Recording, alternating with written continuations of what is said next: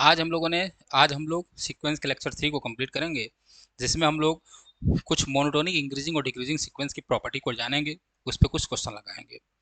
आज का क्लास जो है इंपॉर्टेंट है, और मैं ये बार बार कह रहा हूँ कि अगर आप इस पे जंप करके डायरेक्ट लेक्चर 3 पे आ गए हैं तो लेक्चर 1 और लेक्चर 2 को एक बार जरूर देख लेंगे तो आपको लेक्चर 3 भी समझ में आएगा। साथ ही साथ में हम लोगों ने कुछ अपने यूनिट को समाप्त किया है, उसको भी आप देख सकते हैं। ऊपर आई बटन पे अगर आप क्लिक करेंगे तो आपको प्लेलिस्ट जो है वो मिल जाएगी। तो चलिए शुरू करते हैं लेक्चर 3, जिसमें हम लोग पढ़ना है मोनोटोनिक इंक्रीजिंग और डिक्रीजिंग सीक्वेंस। तो ध्यान से देखिए, मोनोटोनिक इंक्रीजिंग और डिक्रीजिंग सीक्वेंस के बारे में लेक्चर 1 में थोड़ी बहुत चर्चाएं हम लोगों ने कर ली थी। चर्चा हम लोगों ने क्या किया था कि मोनोटोनिक इंक्रीजिंग और डिक्रीजिंग सीक्वेंस होता क्या है। तो अगर कोई मोनोटोनिक इंक्रीजिंग सीक्वेंस है, इंक्रीजिंग, तो मैंने बताया था इंक्रीजिंग का मतलब क्या हुआ कि सीक्वेंस का जो टर्म होंगे वो लगातार पिछले वाले टर्म से बढ़ते हुए जाएंगे। जैसे 1 2 3 4 और सीक्वेंस हमने कोई n लिया है, तो ये कोई सीक्वेंस है। तो सिंपल सी बात, अगर आप देखेंगे तो पिछला टर्म 1 है और उससे अगला टर्म से बढ़ गया 2 है, फिर क्या है 3 है। तो this is the monotonic increasing sequence. कहने का मतलब क्या हुआ कि यहाँ पर an+1 जो होगा वो हमेशा बड़ा या बराबर होगा किससे, an से। तो ये जब होगा तो इसे कहेंगे monotonic increasing sequence. Similarly decreasing में क्या होगा, तो मोनोटोनिक डिक्रीजिंग में बस इसका उल्टा हो जाना है। उल्टा का मतलब क्या है, उल्टा का मतलब ये कि ये टर्म अब बड़ा हो जाएगा, ये टर्म छोटा हुआ चला जाएगा, यानी अगला टर्म हमेशा छोटे होते होते आगे बढ़ेंगे। जैसे फॉर एग्जाम्पल 1/n, तो 1/n में अगर देखें तो ये सिक्वेंस बनेगा 1 1/2 1/3 एंड सो ऑन। आप देखिए ये बड़ा है, इससे छोटा 1/2 है, 1/2 से छोटा 1/3, यानी यहाँ पर जो an होगा, an जो होगा वो बड़ा होगा किससे, an+1 से। ये बात हमने बताई थी। तो ये दोनों क्या है, मोनोटोनिक इंक्रीजिंग और डिक्रीजिंग सीक्वेंस। ठीक है, हाँ सर, कोई दिक्कत नहीं। अब आइए बात करते हैं कि आप कैसे पहचानेंगे मोनोटोनिक इंक्रीजिंग और डिक्रीजिंग सीक्वेंस है। बस इसी प्रॉपर्टी से। कैसे, देखिए ध्यान से, अगर किसी सीक्वेंस को पहचानना है मोनोटोनिक इंक्रीजिंग और डिक्रीजिंग है, तो आप उसके टर्म को लीजिए, an+1 करिए और उसमें से an को घटाइए। क्या करिए, an+1 लीजिए, उसमें से n को घटाइए। अब देखो an+1 क्या है, बड़ा है। an+1 क्या है बच्चे, बड़ा है। अगर an+1 बड़ा है किससे, an से, तो an+1 में से अगर an को घटाएंगे, यानी बड़े में से छोटे को मैं घटाऊंगा, तो हमेशा क्या आता है, पॉजिटिव आता है। तो अगर आप an+1 माइनस an करें, अगर वो पॉजिटिव आए तो वो होगा monotonic increasing sequence. Similarly decreasing में क्या होगा, अगर आप an में से an+1 को घटाएंगे और वो अगर ग्रेटर देन 0 आएगा तो वो होगा मोनोटोनिक डिक्रीजिंग सीक्वेंस। ठीक है, आशा है आप बात समझ गए होंगे मोनोटोनिक इंक्रीजिंग और डिक्रीजिंग की बात। ये बातें मैंने पहले भी बता दी हैं, यहाँ पर केवल और केवल रिकॉल कराया जा रहा है कि जिससे आपको थोड़ा इस कॉन्सेप्ट जो है वो क्लियर हो जाए। आगे बढ़ते हैं और थ्योरम की तरफ चलते हैं। पहला थ्योरम, थ्योरम हमारा बहुत इंपॉर्टेंट है। इस थ्योरम पर आपकी नज़रें रहनी चाहिए। नज़रें इसलिए रहनी चाहिए कि एग्जाम में ये थ्योरम डायरेक्ट पूछ लेगा, क्योंकि 2 घंटे में आपको 200 क्वेश्चन करने होते हैं। तो अगर आप 1 घंटे में 100 क्वेश्चन भी दिए तो सिंपल सी बात है वो बड़ा हो जाएगा। तो बड़े क्वेश्चन नहीं आने क्या है, फैक्ट आना है, सिंपल से क्वेश्चन आना है। फैक्ट पर ज़्यादा ध्यान देंगे। हर एक थ्योरम पढ़िए, हर एक थ्योरम की प्रॉपर्टीज़ को पढ़िए, उस पर एक बेस्ट क्वेश्चन, छोटा मोटा क्वेश्चन उसको पढ़िए। इससे ज़्यादा ज़रूरत बिल्कुल भी नहीं है। ठीक, आप CSR नेट और IIT JEM का पेपर देने नहीं जा रहे हैं। चलिए आइए आगे बढ़ते हैं। जी सर, बढ़े, चलिए। अब देखिए, थ्योरम ये कहती है कि एवरी मोनोटोनिक इंक्रीजिंग सीक्वेंस, अगर कोई भी मोनोटोनिक इंक्रीजिंग सीक्वेंस है, ठीक है, विच इज बाउंडेड एबव, अगर वो क्या है, बाउंडेड एबव है, तो वो होगा convergent, is convergent and converse to LUP। और कहाँ कन्वर्स करेगा, LUP पे। याद रखेंगे क्या है, पहला बात ये कि मोनोटोनिक इंक्रीजिंग हो, यानी an+1 ग्रेटर देन हो किससे, an से। दूसरी बात, बाउंडेड एबव हो। बाउंडेड एबव के लिए क्या होता है, एक नंबर मिलेगा जिससे an क्या होगा, हमेशा छोटा होगा, तो ये बाउंडेड एबव। तो अगर ये दोनों प्रॉपर्टी होल्ड करती है तो जो सीक्वेंस an होगा, an को होगा वो क्या होगा, कन्वर्जेंट होगा। an क्या होगा बच्चे, कन्वर्जेंट होगा। और कहाँ कन्वर्ज करेगा, and converges to, and converges to, कहाँ कन्वर्ज करेगा, कन्वर्ज करेगा LUP, least upper bound. Least upper bound को क्या कहते हैं, सुप्रीमम कहते हैं, यानी अपने सुप्रीमम पे क्या करेगा, कन्वर्जेंट, कन्वर्ज करेगा। तो आपको जब भी क्वेश्चन दिखे और मोनोटोनिक इंक्रीजिंग और डिक्रीजिंग का कॉन्सेप्ट अगर आप लगाना चाहते हैं तो सबसे पहले देखिए कि मोनोटोनिक इंक्रीजिंग है कि डिक्रीजिंग है। अगर मोनोटोनिक इंक्रीजिंग है तो आपको सबसे बड़ा नंबर यानी कि बाउंडेड एबव निकालना होगा कि देख लीजिए कि बाउंडेड एबव है कि नहीं है। अगर वो बाउंडेड एबव है तो सिंपल सी बात है वो कन्वर्जेंट होगा। और कहाँ कन्वर्ज करेगा, एलयूबी बनेगा, लिस्ट अपर बाउंड पे करेगा। लिस्ट अपर बाउंड क्या होता है, पहला लेक्चर। चलिए आगे बढ़े जी सर। सेम इसी के डिक्रीजिंग वाले भाई साहब आए, वो ये कहे कि every monotonic decreasing sequence which is bounded below. वहां क्या था बच्चे, बाउंडेड अबव था। वहां क्या था, बाउंडेड अबव था। यहाँ क्या है, बाउंडेड बिलो।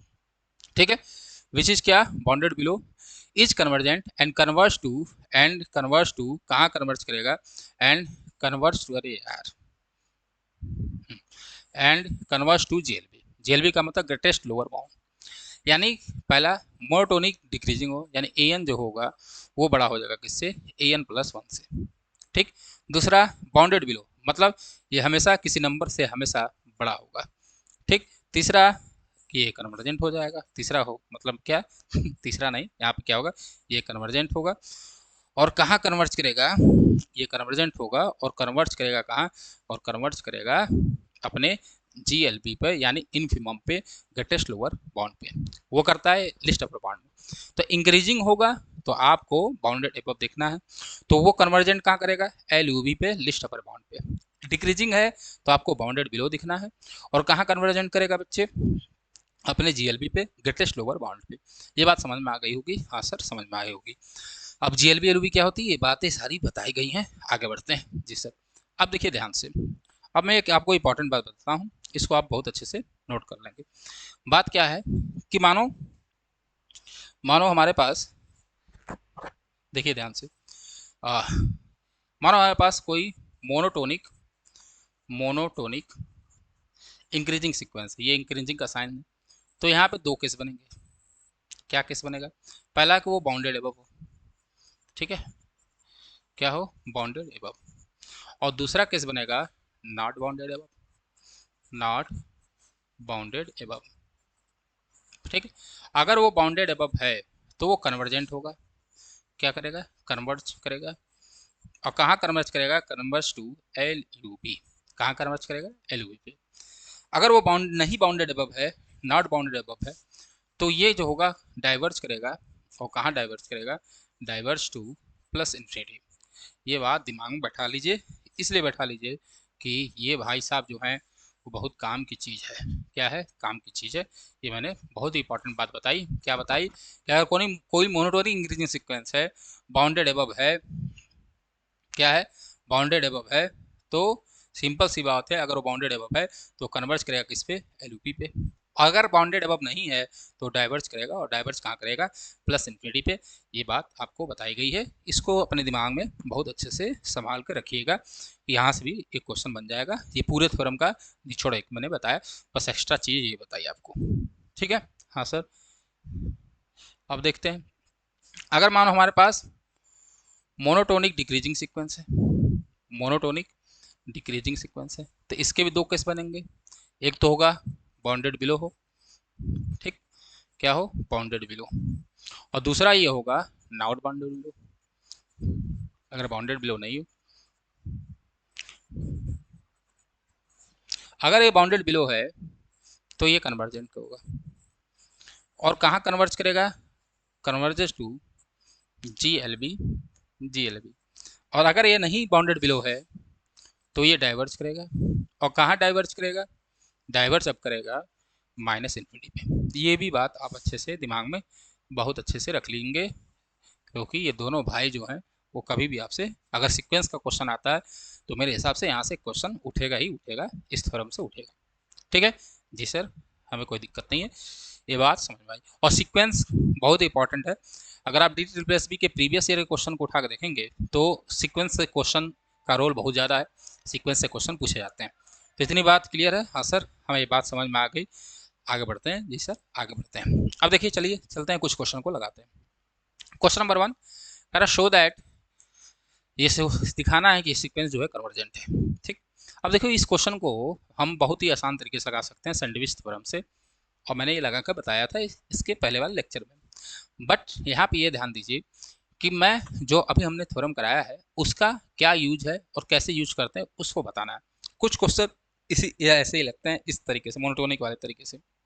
ठीक, बाकी लग जाएंगे ये आसान तरीके से, बस आपको सीखना है। तो देखो ध्यान से, सबसे पहले आपको अगर ऐसा क्वेश्चन आए कि कन्वर्जेंट है और आप मोनोटोनिक का तरीका लगाना चाहते हैं, तो सबसे पहले देखिए वो इंक्रीजिंग है कि डिक्रीजिंग है। ठीक है, इंक्रीजिंग है कि डिक्रीजिंग है। मैं तो इसको चेक कर लूँगा, तुरंत बता दूंगा कि इंक्रीजिंग है, बट आपको चेक करने का तरीका आना चाहिए। चेक करने के लिए आप ए एन लिखिए। तो ए एन बराबर हमारे पास है क्या है, तो 1/n+1 plus n+2 n plus so one 1/n+n। जी सर, कोई दिक्कत नहीं। अगर मैं ए एन प्लस वन लिखूँ, तो ए एन प्लस वन क्या होगा, जहाँ जहाँ एन है वहाँ पर एन प्लस वन रखिए। तो यहाँ जैसे ही एन प्लस वन रखोगे तो एन प्लस टू हो जाएगा, तो ये हो गया एन प्लस टू। सिमिलरली आगे बढ़ेगा तो एन प्लस थ्री, फिर आगे बढ़ेगा तो ये जाएगा, ये तो आएंगे ही, और एक बार भाई साहब आएंगे क्या, 2n+1, क्योंकि एक बार n+1 रखिए और दूसरी बार रखेंगे तो 1/2n+2 आएगा, ये आएगा। ठीक है, हाँ सर कोई दिक्कत नहीं, ये आया। अब आप क्या करिए, ए एन प्लस वन में से ए एन को घटाइए, थोड़ा घटाइए। तो अगर इसमें से इसको मैं घटाऊंगा तो आप साफ साफ दिख रहे हैं कि ये सारे यहाँ तक के टर्म जो होंगे वो कैंसिल हो जाएंगे। बचेगा क्या, तो बचेगा 1/2n+1 प्लस 1/2, और यहाँ से मैं 2 कॉमन ले लिया तो n+1, यहाँ से मैं 2 कॉमन लिया, और माइनस बचेगा 1/n+1 बचेगा। हाँ सर ये वाला बचेगा, कोई दिक्कत नहीं सर, कोई दिक्कत नहीं। कुछ लोग ये सोच रहे होंगे ये कैसे आया, तो आप n+1 रख के चेक करना, आ जाएगा, कोई दिक्कत नहीं। अब हाफ में से एक घटाओगे तो माइनस हाफ आता है, तो आएगा 1/2n+1 और माइनस हाफ टाइम, और क्या बचेगा 2n+1। ठीक है, तो बचेगा हाफ, दैट इज 2n+2। ठीक, मल्टीप्लाई कर दिया, कोई दिक्कत नहीं सर, कोई दिक्कत नहीं। अब आप मुझे बताओ 1/2 और 1/3 में कौन बड़ा है, तो आप कहोगे 1/2। नीचे अगर छोटी वैल्यू है तो बड़ी होती जाएगी, और साफ साफ दिख रहा है। इसी तरह 1/3 बड़ा है किससे, 1/4 से। 1/4 किससे बड़ा है बच्चे, 1/5 से। ये कई बार समझाया जा चुका है कि अगर नीचे छोटी वैल्यू है, ठीक है, और उससे अगर बड़ी वैल्यू है तो उससे तो वो बड़ी ही होगी, ये बात याद है आपको। ठीक, तो यहाँ पे देखो, यहाँ पे नीचे 2n+1 है भैया, इससे तो छोटी ही है। तो अगर ये इससे छोटी है तो ये 1/, है तो ये तो सबसे बड़ा होगा, तो ये होंगे बड़ा। ठीक, और ये होंगे भाई साहब छोटे। और जब बड़े में से छोटे को घटाओगे तो हमेशा आता क्या, पॉजिटिव। आता कि नहीं आता है, हाँ सर आता है। तो ये पॉजिटिव आया क्या, तो पॉजिटिव क्या आया कि A N plus one minus A N अगर आपने किया तो पॉजिटिव है, that is greater than zero. और ग्रेटर देन जीरो जैसे ही आया तो इसका मतलब A N plus one greater than A N. और ये किसकी प्रॉपर्टी होती है, तो ये होती है मोनोटोनिक इंक्रीजिंग सीक्वेंस की, मोनोटोनिक इंक्रीजिंग सीक्वेंस की। तो ये सीक्वेंस क्या है, मोनोटोनिक इंक्रीजिंग है। तो पहला तो हमने ये दिखा दिया कि ये मोनोटोनिक इंक्रीजिंग है। बात समझ में आया, जी सर बात समझ में आया। क्या एग्जाम इतना करना है, बिल्कुल नहीं करना है। क्वेश्चन लगाओगे समझ जाओगे, ठीक है, बिल्कुल नहीं करने की जरूरत है। ठीक, कई तरीके हैं इस क्वेश्चन को लगाने के लिए। अब आप देखिए, अब इसको हमको दिखाना पड़ेगा बाउंडेड एबव। तो बाउंडेड एबव कैसे दिखाओगे, बाउंडेड एबव दिखाने के लिए मैं ए एन को लिखा, ए एन बराबर है 1/n+1 1/n+2 plus so one 1/n+n। हाँ सर कोई दिक्कत नहीं।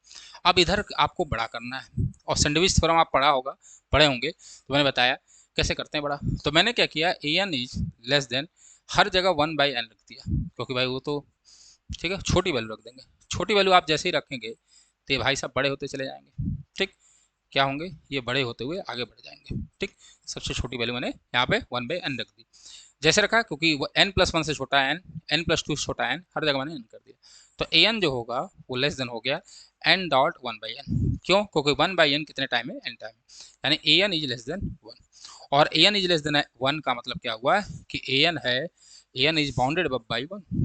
ए एन जो है वो क्या है, बाउंडेड अबव बाई 1। अगर ये बाउंडेड अबव बाई 1 है तो सिंपल सी बात है कि मोनोटोनिक इंक्रीजिंग है और बाउंडेड अबव है, तो ये क्या होगा, कन्वर्जेंट होगा। तो ये जो क्वेश्चन हमने लगाया, ठीक है, ये जो क्वेश्चन हमने सॉल्व किया, ये भाई साहब क्या होंगे, ये कन्वर्जेंट होगा। ये क्या होगा, कन्वर्जेंट होगा। यही बात आपको समझाई गई थी। ठीक है, बात समझ में आए, हाँ सर। सबसे पहले आप देखिए मोनोटोनिक इंक्रीजिंग है डिक्रीजिंग है, ये चेक करिए। और ये चेक करने के बाद आप तुरंत, अगर इंक्रीजिंग है तो बाउंडेड अबव दिखाइए, और डिक्रीजिंग है तो बाउंडेड बिलो दिखाइए। ये आपका काम है, बहुत आसान है।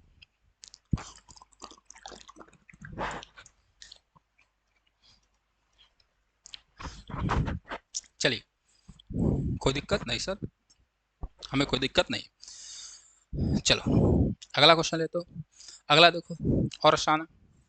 सबसे पहले देखो इंक्रीजिंग और डिक्रीजिंग, तो ए एन बराबर क्या है, 1 + 1/1 plus 1/2 plus 1/3 and so on 1/n।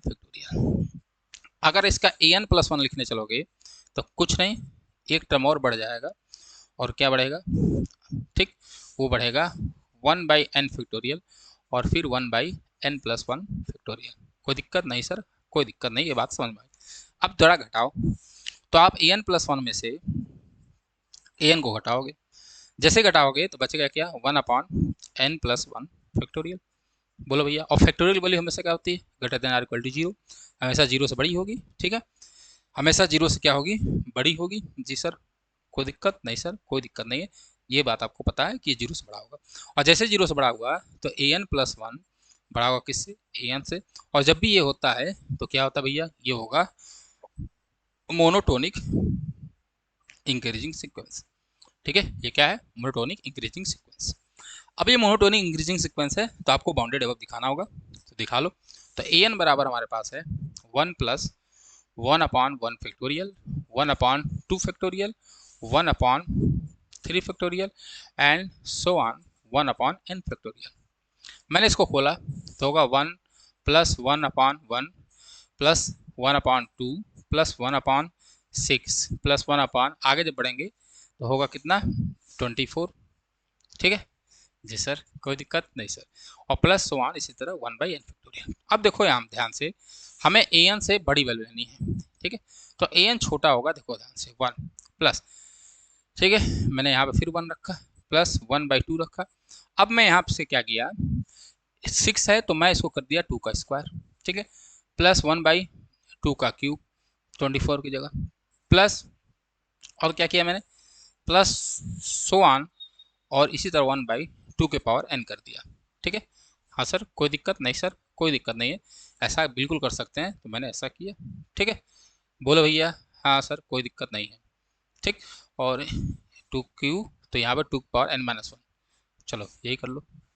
ठीक है, हाँ सर, यहाँ तक कोई दिक्कत नहीं है। ठीक, अगर ऐसा नहीं है, अगर आपको ये बात समझ में आ गई तो आपको कोई दिक्कत नहीं होनी चाहिए। ठीक है, चलो अब ध्यान से, क्यों किया मैंने ऐसा, क्यों, जब भी फैक्टोरियल क्वेश्चन आएंगे तो आपको भी करना है ऐसे। फैक्टोरियल क्वेश्चन में आपको ज्योमेट्रिक सीरीज बनानी होगी, ये बात याद रखेंगे, और मैंने इस ज्योमेट्रिक सीरीज बनाई है, बस यही बात आपको याद रखना है।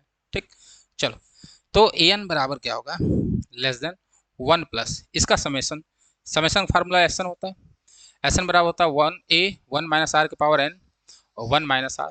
ठीक है, यही होता है, हाँ सर, बस लगा लो। तो a का मतलब क्या है 1, और फिर होगा 1 - 1/2, ठीक है, पावर n-1, क्योंकि पूरे n टर्म थे तो n-1 कर दिया, और फिर होगा 1 - 1/2।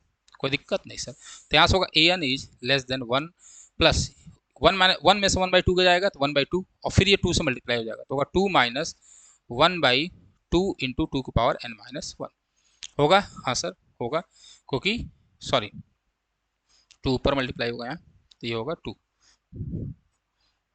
ठीक, तो यहाँ होगा 2, कोई दिक्कत नहीं सर, कोई दिक्कत नहीं। ठीक, तो an जो आया, an इज लेस देन आया 3 माइनस ना 2/n-1। ठीक है, तो ये हो जाएगा 1/2 पावर n-2। ठीक, ये आया। तो ध्यान से देखो, an जो है वो क्या हुआ, वो an जो है 3 से कुछ छोटा आ रहा है, क्योंकि 3 में से कुछ पॉजिटिव नंबर घट रहा है, ठीक है, वो भी फ्रैक्शन में, तो 3 से कुछ छोटा घट रहा है, तो सिंपल सी बात है कि an जो होगा वो हमेशा लेस देन 3 होगा, और an अगर लेस देन 3 है तो बाउंडेड अबव बाई किससे, 3 से। an क्या है, बाउंडेड अबव बाई है 3 से, तो अगर ये बाउंडेड अबव बाई है 3 से और मोनोटोनिक इंक्रीजिंग है तो सिंपल सी बात है ये भी क्या होगा, कन्वर्जेंट होगा, यही शो करना था, कन्वर्जेंट होगा। फिर याद ध्यान दीजिए, ये बात तो आपको समझ में आई होगी, बट इस बात को समझने की जरूरत है। अगर आपने सैंडविच थ्योरम वाला पार्ट देखा होगा तो आप बात समझ रहे होंगे मैं ऐसा क्यों कर रहा हूँ। ठीक है, मैं ऐसा इसलिए कर रहा हूँ कि मैं हमेशा छोटा टर्म ले रहा हूँ। अब कुछ लोग कहेंगे सर अगर मैं यहाँ पे 2 था, 6 था, 24 था और n था, ठीक, जी सर कोई दिक्कत नहीं, और मैं अगर हर जगह 1/, हर जगह 2 2 रख दूँ तो रख लो तब भी आएगा। ठीक है, तब भी 3 से कम आएगा। अगर आप 2 रखोगे तब भी कोई दिक्कत नहीं है, आएगा वही।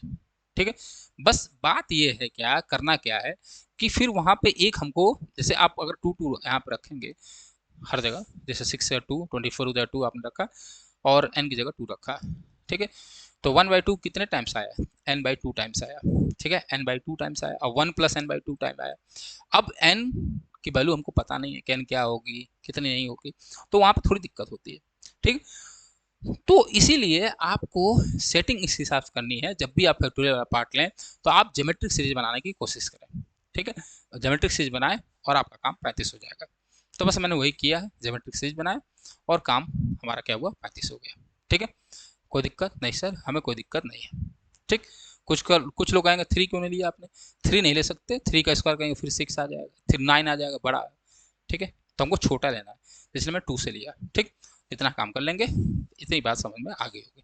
आगे बढ़े, अगला क्वेश्चन है, कह रहा discuss the convergence of this. चलो, तो ए एन बराबर हमें गिवन है, ए एन क्या गिवन है, n/n² + 1, ये हमारा क्या है, ए एन। तो जो ए एन प्लस वन होगा वो क्या होगा, वो होगा ए एन प्लस वन क्या होगा, वो होगा, अरे भाई, वो होगा n की जगह n+1, तो n+1/n+1 का होल स्क्वायर +1। कोई दिक्कत नहीं सर, कोई दिक्कत नहीं। चलो, अब देखो ध्यान से, तो n+1 में से आप an को घटाइए, घटाओगे तो n+1 से n+1 का होल स्क्वायर +1 में से आपने घटाया n/n² +1, घटाएंगे तो होगा ये n+1 n² +1, ठीक है, -n+1 का स्क्वायर और प्लस बचेगा n/n+1 का होल स्क्वायर +1 और फिर बचेगा ये n² +1, यही बचेगा। हाँ सर, यही बचेगा, मल्टीप्लाई कर लो तो होगा n³ +n+n² +1, यहाँ करोगे तो होगा ये -n³, ठीक है, n² किया फिर 1 तो -n होगा और 2n तो 2n² तो -2n², ठीक है, और ये -1 तो n का मल्टीप्लाई करो तो ये -n होगा, तो यहाँ भी -n कहाँ गया, ये कि -n बचेगा यहाँ पे, ये माइनस होगा, इसको सही कर लो तो होगा -n। ठीक, तो ये बचा -n अपान जो भी है उसको लिख लो या मैं लिख देता हूँ, n+1 का होल स्क्वायर +1 और फिर बचा n² +1। ठीक, जी सर, n³ से n³ कैंसिल, n से n कैंसिल, एक n में से एक n² घसेगा तो बचेगा -n², तो मैं कहाँ लिखूँ, यही लिखता हूँ, तो होगा -n²।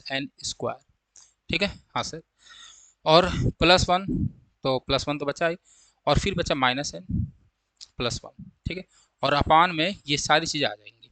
ठीक, अब देखो ध्यान से, जैसे ही आपने n+1 में से an किया, अब निगेटिव साइन कॉमन ले लो तो n² + n और यहाँ -1 बचेगा, अपान नीचे का पार्ट जो है वो बचा n+1 का होल स्क्वायर +1 और फिर मल्टीप्लाई है n² +1 से, ये बचा।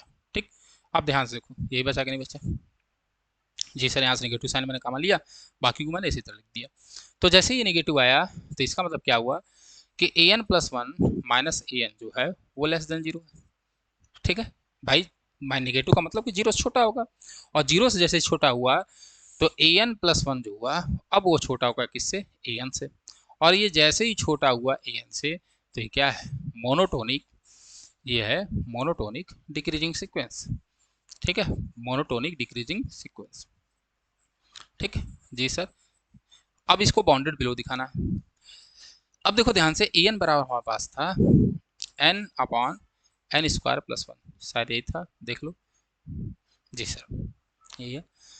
अब इसको बाउंडेड बिलो दिखाना है, तो ये मिनिमम वैल्यू क्या हो सकती है इसकी, मिनिमम वैल्यू अगर 1 रखो, क्योंकि सीक्वेंस जो होता है वो f सच दैट n/r होता है नेचुरल नंबर से, तो n बराबर अगर 1 रखूंगा तो 1 और 1 का स्क्वायर 1/2, तो पहला टर्म 1/2 आएगा, दूसरा टर्म दे जा रहा लिखो 2, तो 2/5, ठीक है, और फिर क्या आएगा, फिर आएगा 3 और फिर 3/, 9 + 10 तो 3/10, और इसी तरह कुछ आगे बढ़ता जाएगा जाएगा। हाँ सर, तो 1/2 का मतलब 0.5, ये आ रहा कितना 0.4, ये आएगा कितना 0.3, और इसी तरह कुछ आगे बढ़ता हुआ चला जाएगा। ठीक है, और कम कम कम कम कम होता चला जाएगा।